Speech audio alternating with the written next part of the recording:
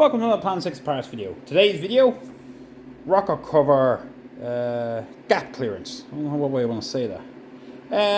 Basically this video is about the gapping of the rocker. I'm putting this engine together, and before I can complete the timing with this, I need to make sure the gaps are correct before I can complete the timing, because there's no point in checking to see when it fully opens and closes with the rocker and your push rods unless these are gapped correct. Now, the reason why I'm making this video, and this video is a new video, I'm doing something new I haven't done before. Normally when I'm doing this, I normally use a feeler gauge, and it's 10 tau, which is fine, but I don't like it. I don't like it, I hate using these. I've said it in another video, but I hate using these because I'm never fully sure I'm correct. I don't know what anybody else's other opinions is on this, but like, I always find that am I squeezing it too tight? Is it too loose? I want something that I know I'm actually correct on. Like, what is the ism? Is it just meant to be barely touching? Like, this gives you a rough sense, but you could be still, I don't know, could you be 2 or 3 tau up or down and not fully know exactly where it is? Like, so I'm trying my best to get away from feeler gauge, in all honesty. So I'm trying something different on this, and I want people's opinion to let me know what you think of it. And if this is a better way or a better system or just a different approach to doing it. So what I decided to do is I'm starting to gap these. Now I've already gapped the first two, number 1 and 3.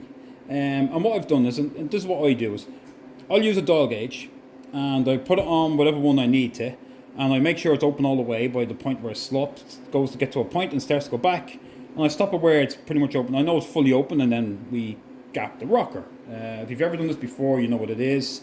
The book is on it, which numbers are which. So right now, I've made sure that number 11 and let me make sure. I have to make sure now. 8 and 11, I think. Yeah, 8 and 11 are fully open. So what I've done is I know I've taken it away and it's sitting on 12, but I use this gauge and I put on the 11 and I make sure this is fully open by the spring being fully compressed. I know it's open. Then I can actually work on number 2 and 5. But I said I was working on the feeler gauge and I hate it. I can't stand it. I want to know what I'm actually at. So I came up with this little another little way of doing it, and I'm going to show you. I've already this one done. And what I'm using the dial gauge. So I'm going to show you this, and then I'm going to do it on the number 5. All right. As you can see, I've measured it that I now can show that I'm actually have 10 tau play when I move this. Right? Because this is 1/1000th, and it's meant to be 10 tau. Right? So there's the play. Now I can actually physically see it, which I'd go with this any day over a feeler gauge. I don't know what anybody else's opinion on this. So I'm going to show you how I've done it. And I want some feedback to see that, is this a better way? Would you agree in doing it this way? Yes, you need a dial indicator. It's going to take a lot longer, but no. So here we go. So what we're going to do is we're going to do number 5. So I'm going to move this and see what number 5 is currently at. Sorry, where's 5? Okay. So now I have to move it that I can get it to sit on it.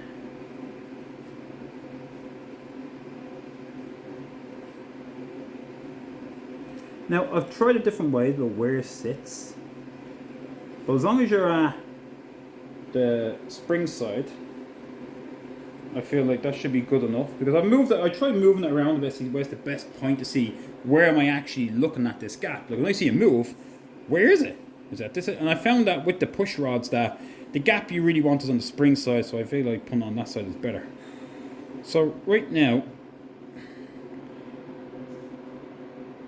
like 0. It's too compact. 1, 2, 3, 4, 5. So what I want to do, sorry, before I do that, because I've already marked this one, I want to chalk this one off that I've done it. Yeah, top quality, expensive equipment. So I'm on number 5. So and if you're not too sure, it does say in the book. So if you're doing number I'm peeking over at the book as well, just to double check, because I can never remember everything. So 8 and 11, you have number 2 and 5. So 1, 2, 3, 4, 5. Okay. So what I'm going to do is I'm going to crack this open.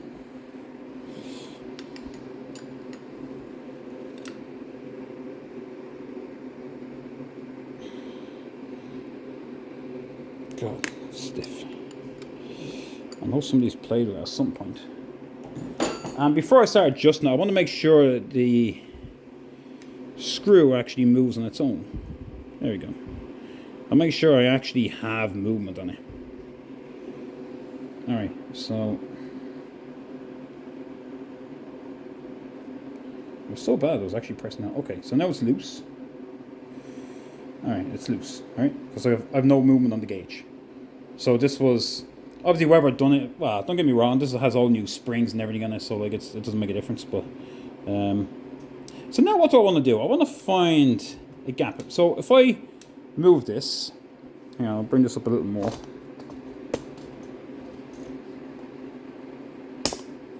Hope you can see it. So what I want to do is I'm going to move it until it's pushed down on the spring, because that's technically 0. Alright? Now, obviously, before I want to... whoop, I'm knocking stuff over at my feet here. I want to make sure I have a bit more play to make sure that I'm not just running out on the gauge, that the gauge hasn't run out of distance. Alright? Okay. So now, so I just made sure to drop it down that the gauge hasn't run out, and that I think I have no movement when I do. So now that's a fair bit of play, okay? If I leave it flat down, that should be 0, okay? Theoretically, that should be 0. No gap, it's resting on it. I'm gonna put it to 0. Now again, I know this is whole 0 now, you don't have to use 0, you can use any number you want. But I'm gonna make sure whatever I go back to, that it goes back to the same number, the same marking. In this case, it's 0. Alright? So now what I want to do is, I'm going to set this to, sorry, the little ones here behind me watching videos. I want to set this that I'm going to be at over 10. I want to set this at 10 and work my way back. Alright? So when I push down, look how far I am. Alright? So what I'm going to do is I'm going to set it at 10.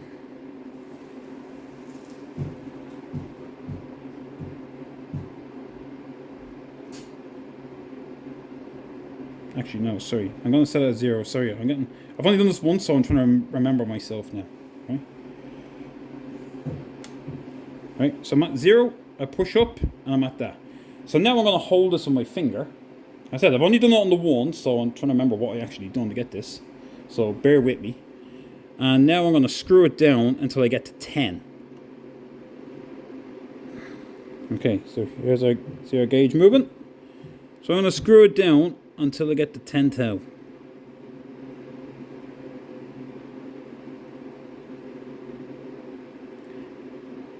Now I went a little bit beyond, just because I can still work with it.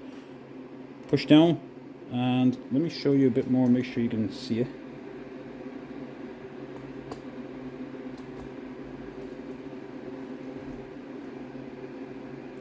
So look at it, it's pretty much a bang on 0. Again, it doesn't have to be 0 mini figure.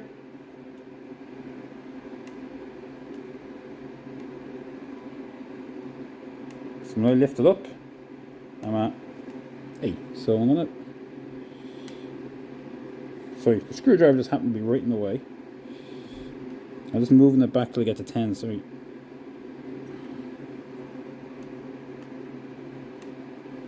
And that's pretty close. Now I know we want to be ideally, but that's 9 actually.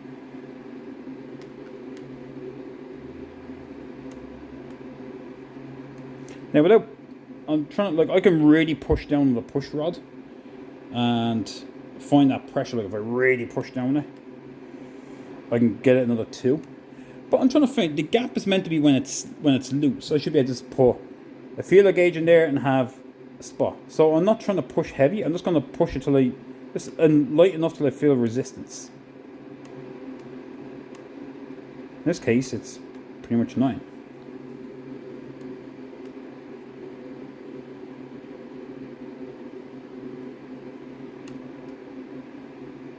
I know, it has to be, here, let me move this again.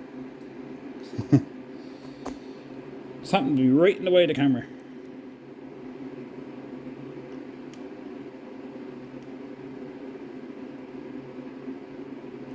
So, like I said, it's pretty much 10.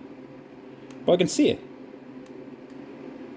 So what I'm going to do now is, I'm going to start tightening it down. I want to try not move it and tighten it down. I'm just wondering, because again, I'm not going to lie on this, I hate feeler gauges. I'm just curious, is this a better way of doing it? Is this a...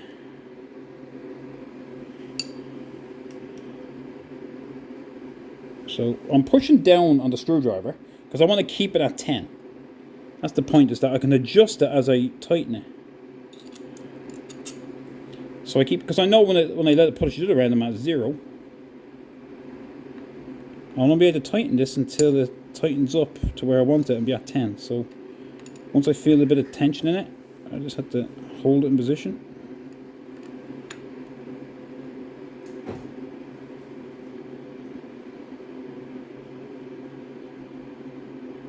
Okay. So has it moved on me?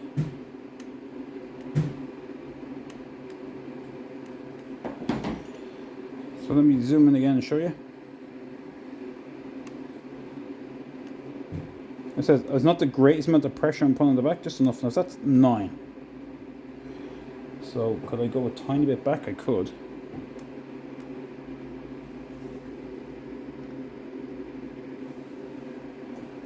Because in all honesty, like I said, how many times have you done this with a feeler gauge? Actually, if I put that tiny bit of pressure on it.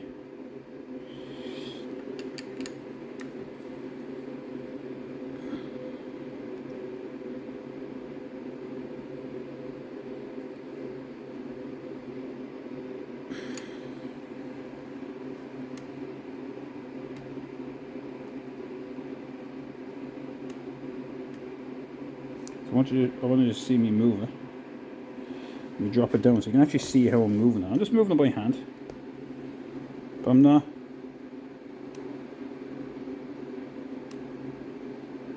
putting any real exertion on it. To me, I'll take that reading any day over a feeler gauge. To me, that's 10 tau. That's a lot better because I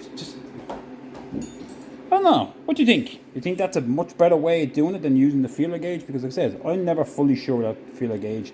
I know the 10 fits in. I know I try to turn it that the 11 won't fit in. But then again, to me, that's still too much pressure. I think I'm not at 10 at all. I think I'm really at like 6 because I still force it in a way. So to me, I think this is another way of doing it that we can actually see 10 tau and actually know it's actually pretty damn accurate. Or like I said, to within 1 tau. Like, I'll take this. So, I'm happy with that, and I'm going to chalk it off to say that I know that marking should be good. Like I said, it's not the greatest. If I put a bit more pressure on the, tiny bit more pressure on the valve, I can get up to 10. That's no problem. But I can't really go beyond it. So, yeah. So, yeah, this is going to be my new way of doing it. Because I said in another video, I can't stand feeler gauges. I'm never fully accurate, and I'm not fully supportive, and I'm not fully sure it's exactly correct because it's just what fits in the gap. At least here I can physically see it. So, yeah, any comments, questions, concerns, but give me a shout. Let me know if you've done this before. Let me know if you've ever seen it doing it this way using the dial gauge. And, yeah, like I said, let's look for feedback to see is this a better way of doing it. And, yeah, so it's all about trying something new and trying something to improve ourselves, and maybe this is a new way to go about it. So yeah, thanks for watching. If you like the video, obviously give it a thumbs up, or if you want to subscribe or anything like that, and hopefully I get some feedback, good, bad, or in between. I don't mind. I'd rather see if anybody's done this before and to see how you feel on this way of doing it, because if this is better, then my feeler gauges are going out the window, that's for sure. So yeah, thanks for watching.